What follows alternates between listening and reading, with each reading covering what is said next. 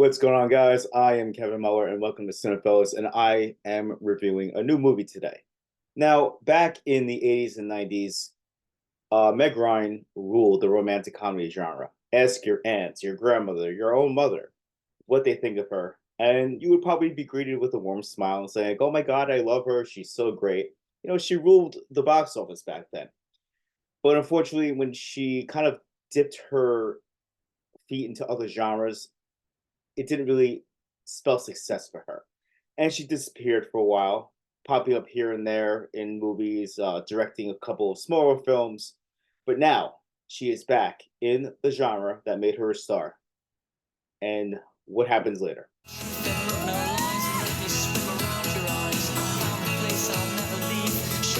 If we could see our memories in advance, would we do anything different? Please don't ruin this.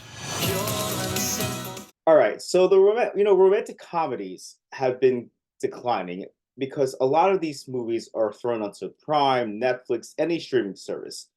They get an audience. It's a cheaper way to basically get these movies out there. We did have Anyone But You last year, starring Sydney Sweeney and Glenn Powell, which made over $100 million. Mainly because Sweeney and Powell are just like really charming, and they're good at their jobs. Meg Ryan's films used to make close to $100 million and $100 million, over $100 million. So in this film, we have Bill and Willa. Bill is played by David Duchovny. Willa is played by Meg Ryan, who not only stars in this movie, she co-wrote it and she directs it. This is her coming into the genre and saying, "Hey, I've been doing this stuff for years. Let's see if I can basically inject something good into it." Unfortunately, it doesn't happen.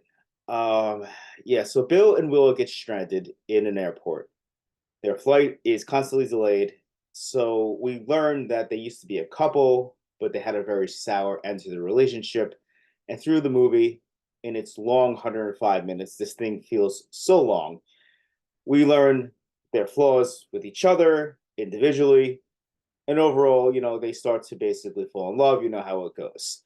Ryan just missed the mark with this one. First of all, the movie is completely bland looking. The cinematography is so dull. The colors just don't do anything for the premise. Sometimes if you have a really good production design, you have a chance of basically covering the flaws.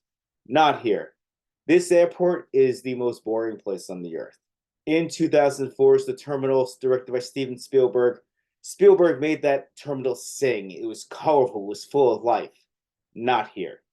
Again, so lifeless, so void of life, and doesn't really help the movie, in covering the flaws, as I said. But I think the worst thing that this movie has is the script. The script is so dull. It is so dull. It is full of lines of pseudo intellectualism, fake romance, fake lessons. The dialogue is awful between them.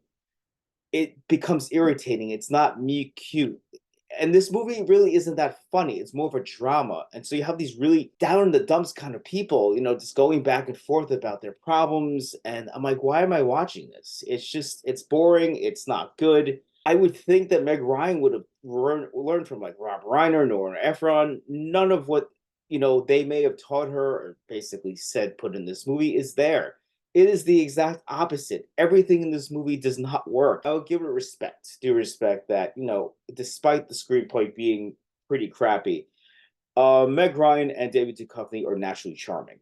They are naturally charming actors, and they inject that charm as much as they can into this movie. But this movie is just so lifeless.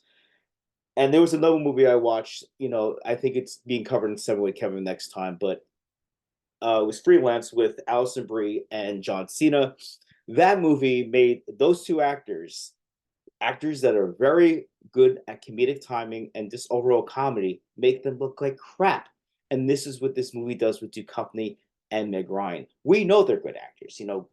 David Duchovny is on Californication. Meg Ryan, choose any of those movies in the 80s and 90s.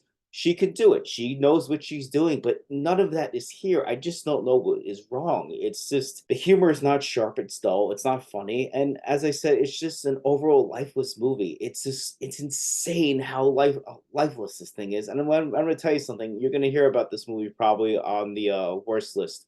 I'm sorry, Meg. Meg, I loved all your movies back in the day, but you didn't really hit it here. Yeah, I'm sorry. I'm just gonna give this one and a half out of five hair pieces. Avoid this one. If your aunt, your grandmother, or mother says, "Oh, Meg Ryan's back. What happens later?" Fake sickness. Go out with friends. Go on a date or anything. Do not watch this movie. It is bad. And maybe this is just a little smudge in the career of Meg Ryan as director. Maybe I would like for her to try again. Maybe this was just a bad one. And I'd like to see her back in movies. I've always enjoyed Meg Ryan, as with David Duchovny too. But this is not a good one. Maybe you saw this movie. Maybe you're saying, Kev, what are you talking about? This was a great movie. It was great to see Meg Ryan. Or you're saying, oh my God, thank you. Someone said it. Thank you. Someone said this movie is terrible. Let us know below. Let me know. Uh, Come to Cinephellas to hear the latest in movies, TV, and video games. Watch the podcast. We just did one last weekend. It was great to see the guys. And drop us a line on Twitter and YouTube and Instagram. We're all over. We love doing this stuff, guys. And thanks for watching. Next time I will be back with 7 more film reviews for 7 with Kevin. And yeah, so I am Kevin Mower. And as we say on this site, cheers.